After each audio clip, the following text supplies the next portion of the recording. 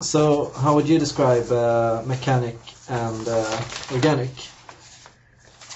Um, the mechanic coding, as we say, is about kind of seeing where things are going, kind of looking at the sensory information. Oh, this bicycle is going across this way, or this dog is running towards me.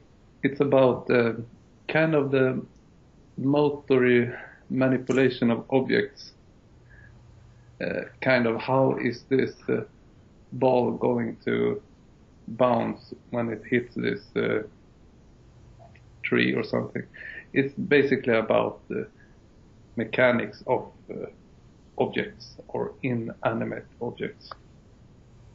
Then the word makes a lot of sense. You also write about critical thinking and empirical thinking and logical thinking. Yes, because these concepts can be found in neuroscience, and therefore we can also know what kind of cognitive processes is related to this. So it's going to be analytical thinking, critical thinking, empirical thinking, logic, math, rules, systems. As long as you don't take people's experience into account, it's going to be a mechanical analysis. Okay. Yeah. One thing we should make clear here is that you can have all these concepts that we're describing. You're going to have a little of everything, and you're going to see yourself doing a lot of these things. Yeah. But what we've written on the page is also that you have to think about what do you do the most, Yeah. and what do you consider yourself best at when you start taking in the self-assessment tests. Yeah.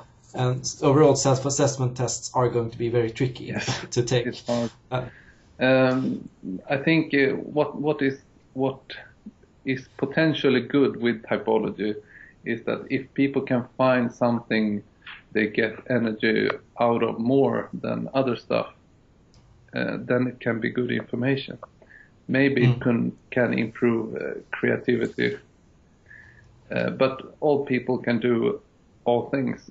It's not that, but what gives people energy, what it is about. Yeah.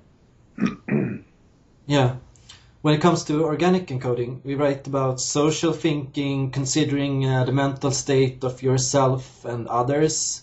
We consider social dynamics, and you found you found some pretty good studies on this in neuroscience, the default mode network and mentalizing processes. Yeah. So in neuroscience, there's actually concepts for these things. Yes, there is.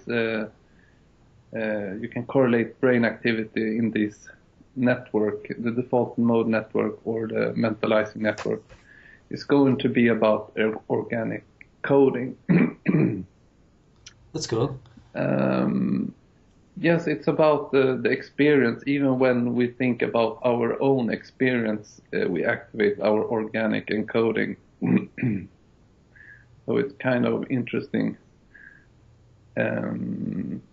But anytime you kind of increase the context, like if someone is raising a cup and you just look at what they're doing, like the sensory stimuli, you think, oh, they're gonna drink.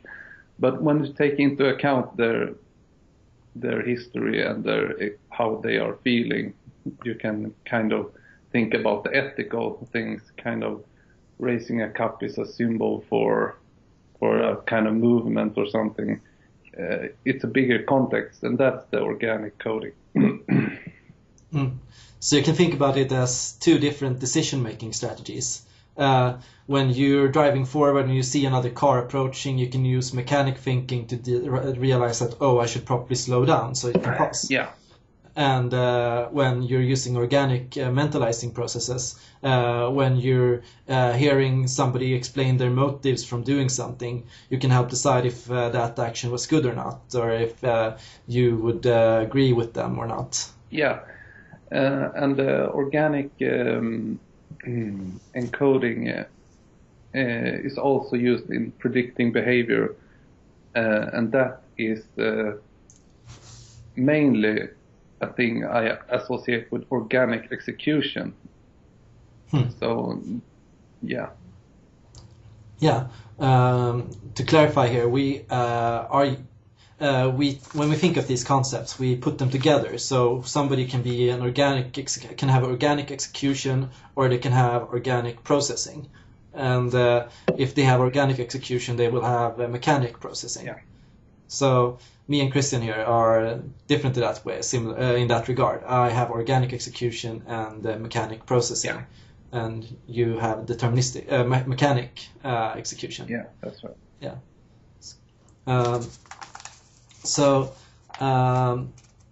MBTI, when they discuss these things, they also try to talk about logical and critical thinking. They talk about finding the basic truth or principle and trying to analyze pros and cons. When they describe feeling, they will describe that they will weigh about what people care about and points of views of persons involved in a situation. Do you see anything you disagree with here? No.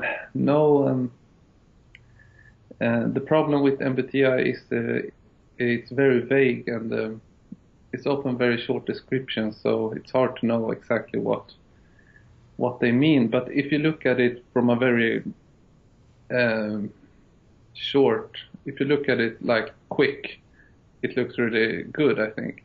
And I think MBTI is good when you don't dive into it, because it doesn't have much depth.